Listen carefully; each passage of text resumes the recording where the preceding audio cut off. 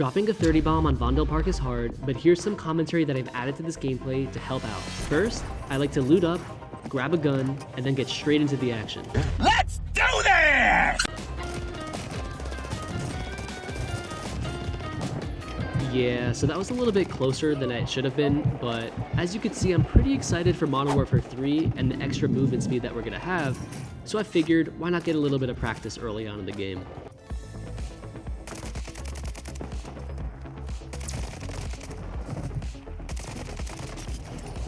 If you're curious what that movement is, it's called snaking. When you're behind a wall and you're snaking, it's very difficult for your enemy to see you.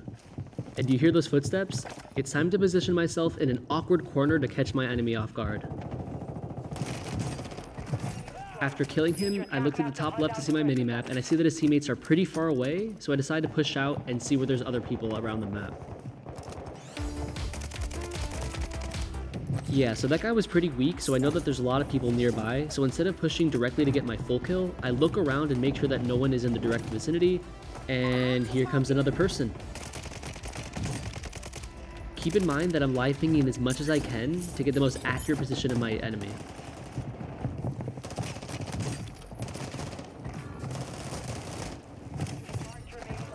I see on my minimap that someone's coming in close, so instead of challenging right out, I get my plates up because I'm weak, and I try to reposition so I have a better angle. Now that I've repositioned, I can catch this team from surprise. Again, notice how I'm always live pinging, and I can see that that guy is leaving and not coming, so I can challenge this guy that I got weak earlier.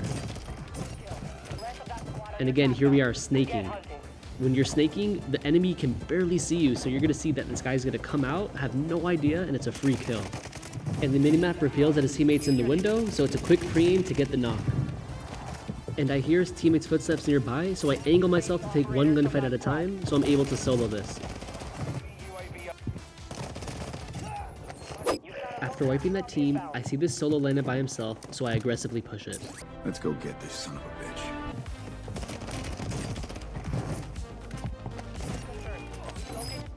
To drop high kill games on this map, you need to always be looking for information, and the best spot to do that is on these rooftops, so when you're ready to go, jump off and try to find whatever player you can. In this case, I got lucky and found this guy. And he almost killed me with a broken shotgun, but luckily in this game, you can swim away.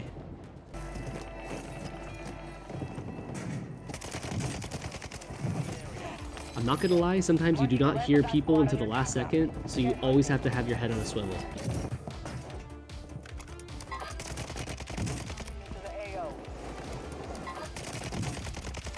Hey, sometimes you get lucky and you find an AFK guy, but you gotta take the opportunity when you get it.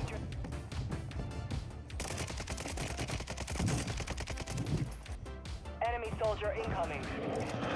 So I hear some footsteps inside, so I naturally get to snaking, but I decide I'm going to chow him from an awkward corner again. So this entire time, I haven't been using loadout guns, I've been using ground loot guns, so I decided to switch it out for someone else's loadout guns, even though they're not my own. That it'd be a little bit better, but the reality is that you don't need loadout guns to drop high kill games. One more time for a subtle note, I'm always live pinging as often as I can just to see where the enemy's going, if they're moving, etc. Just in case you don't win that gunfight, because you're not always going to win that gunfight, and it's super important to know where they're going. So I hear some footsteps down low, and I don't know how low they are, so I decide to pop my Deddy and get as close as I can without them hearing me.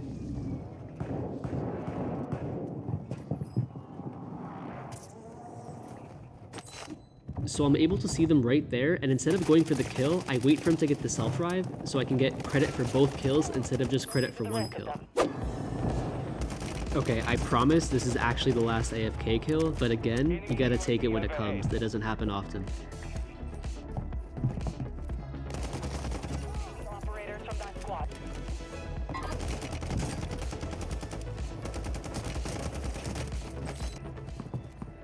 So I can see and hear that the majority of the action is now happening on the inside of that building instead of the outside. So in order to get more kills, I know that I have to not be afraid and push up and play as scrappy as possible.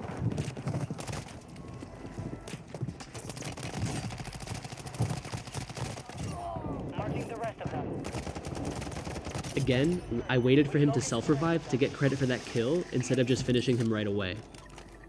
Hostile dropping into the area. So as you know, the audio in this game can be tricky sometimes, and even though you can hear people that sound like they're right next to you, they're either above you, but then sometimes when they're above you, they're actually right next to you. So I'm just always having my head on a swivel, checking every corner, until finally someone falls into the trap and they're right in front of you. Like this. So after I get this kill, and even though it's a team wipe, I still hear other teams around, and I see another guy coming right in front of me. So I know that there's multiple teams here, and that I need to hold down this area to make sure I'm not getting flanked, and to keep the fight in front of me. So instead of pushing that guy directly to my right, and instead of fooling this guy as well, I'm letting the information come to me, and using my ears.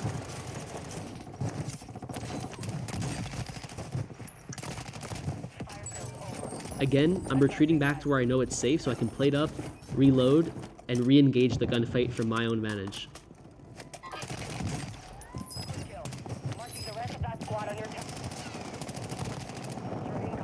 And even though the audio in this game is far from amazing, sometimes you do hear the right audio cues and you need to trust yourself, like in this situation, where I jump out and he has no idea that I'm in there. Again, I'm right back to the same position, holding it down. So depending on how aggressive you want to be, you usually don't want to wipe the teams, but at this late in the game, with only 40 seconds left to Resurgence, I decided it was in my best interest to just get that kill and to get that team out of the game. The only problem with focusing so much in this fight is that I was against zone, and as you can guess it, when you don't rotate early enough, it doesn't usually go your way. Instead of tilting, the best thing to do is to get right back into the game, so I go right for my loadout while it's still safe, get my guns, get my perks, and then I dive right back into the action. And by diving into the action, I mean almost dying to this water creature, and if that was the way that I was gonna die, the Warzone gods didn't want me to have a good game, but luckily enough, I'm able to get away, and I realize my next priority is to get as many plates as I can, just get myself regained, so that I can start pushing teams aggressively. So as I have a lot of cash and I finally made it to this buy station, it was time to get my munitions box, my armor box, my durable just in case for a gas play, and my self-revive kit just to make sure that I have whatever I need and I'm actually spending my cash, because you get a lot of cash in this game and you forget to spend it. And as I hear some footsteps around me, I get a UAV just to be safe, which shows no one nearby, so they're either ghosted or I'm just going crazy. Okay, I guess I wasn't crazy, and if you're not running high alert and playing Resurgence, I really recommend to do so, because high alert really just saved my entire game right there. So as I'm rotating in, I hear some footsteps. And right there, it's good to trust your ears and to jump chow if you know that it's just one person. A jump chow wouldn't be good in that situation if it was more than one, because you don't want to overexpose your body, and you don't want to take a 1v2 gunfight.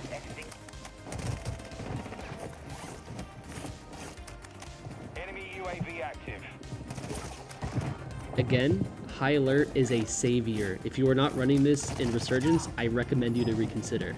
Also, in that situation, I used a throwing knife to challenge instead of my gun, because a throwing knife is a one-shot kill to the upper body or head, so if you line it up perfectly, you can kill the person in less than a quarter of a second.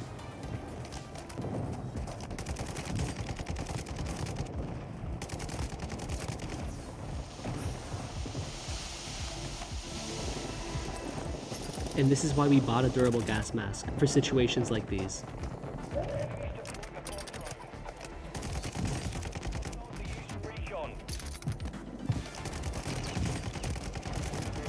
So I realized that my gas mask is out, I need to rotate, so I smoke my cross and get to the adjacent building, and instead of going for that full, even though I really would love to, it's much better to reposition and to reset the fight. As it's endgame, I'm being extremely cautious, snaking around the corners, just to make sure that there's no one laying around. And I hear some more footsteps, so I think this guy's gonna challenge, and just in case, I get ready and pre-aim the door. And I see this guy zip, so I figured he's gonna make a gas play. And then out of nowhere, this guy comes who has cold-blooded, which is pretty rare of a perk to run, but I got extremely lucky there, and lucky that my reactions were on point. And even more lucky, I found a gas mask, which gives me a chance to rotate into zone.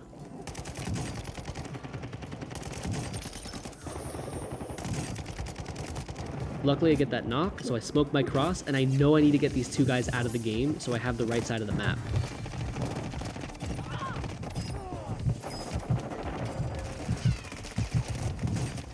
And I still die, but remember I bought that self-revive, which keeps me in the game. So now it's time to plate up, reload my guns, and let everyone else fight each other while I get to the next head glitch that I can, which is directly to my right.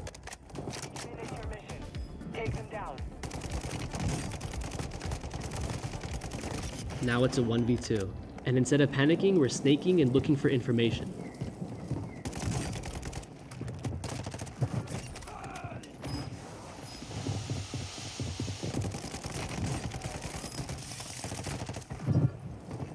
And that's one way to drop a 30 bomb on Vondel Park. Thank you so much for watching, and I'll catch you in the next one.